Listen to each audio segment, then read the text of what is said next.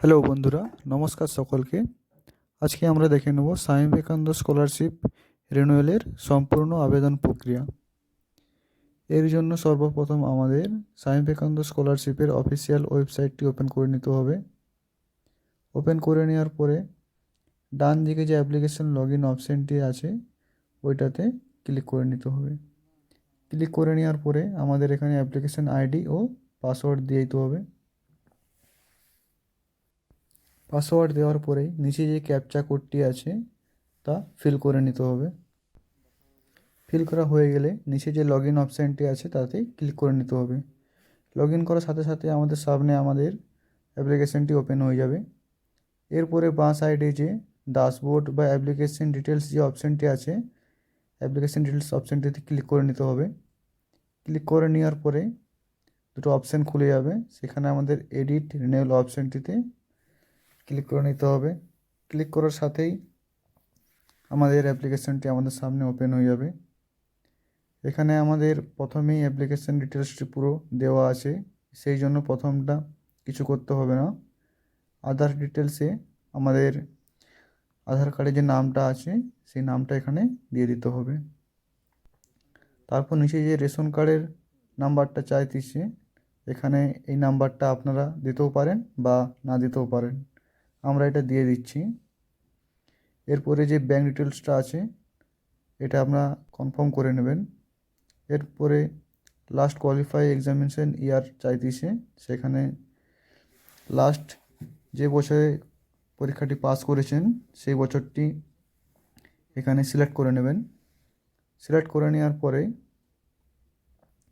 সাইডে আছে কোন কলেজ বা ইউনিভার্সিটি থেকে আপনি ওই পরীক্ষাটি পাস করেছেন তা এখানে সিলেক্ট করে নেবেন।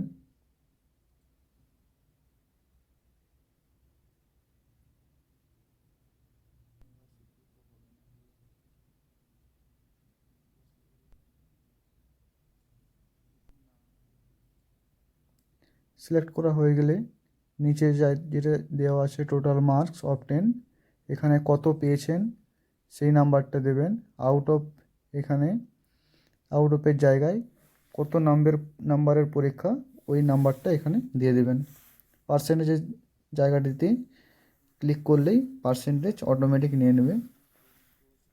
এরপরে নেম অফ প্রেজেন্ট কোর্স এটা দেখে নেবেন ঠিক আছে কি না। ডিসিপ্লিনের জায়গায় সাবজেক্টটা আপনাদের ঠিক আছে কি না দেখে নেবেন। তারপরে ডেট অফ অ্যাডমিশনের কোর্সের অ্যাডমিশনের ডেটটা চাইতেছে, ওই ডেটটা এখানে দিয়ে দেবেন।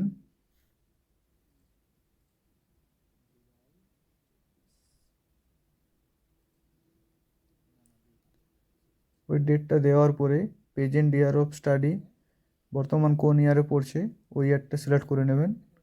এরপরে এখানে আর কিছু করতে হবে না, নিচে সেভ অ্যান্ড কন্টিনিউ যে অপশানটি আছে তাতে ক্লিক করে নেবেন। ক্লিক করে দেওয়ার সাথে সাথেই এখানে আপনাদের ডকুমেন্ট সাবমিট করতে বলা হবে।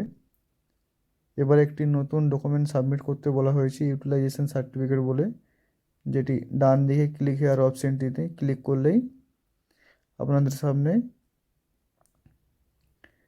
সার্টিফিকেটটা ডাউনলোড হয়ে যাবে।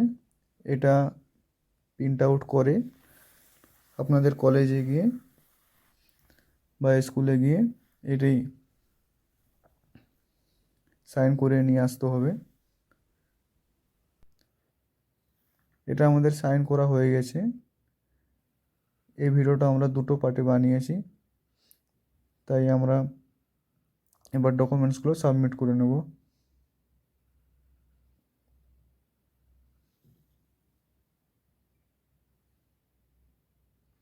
ডকুমেন্ট সাবমিট করা হয়ে যাওয়ার পরে নিচে টিক চিহ্ন দিয়ে সেভ অ্যান্ড কন্টিনিউতে ক্লিক করে দেবেন।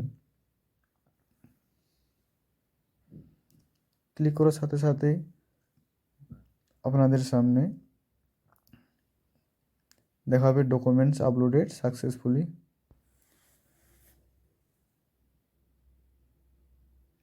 এরপর নিচে যে সাবমিট অপশানটি আছে এখানে ক্লিক করে নেবেন। সাবমিট করার আগে একবার ভালো করে দেখে নেবেন, সাবমিট করার পরে কিন্তু আর কোনো মডিফাই বা সংশোধন হবে না। এরপর সাবমিট হয়ে গেলে ফর্মটিকে ডাউনলোড অ্যাপ্লিকেশন ডিটেলসটা এখানে ডাউনলোড করে নেবেন। এবারে আপনার স্কুল বা কলেজে গিয়ে ফর্মটিকে জমা করে দেবেন।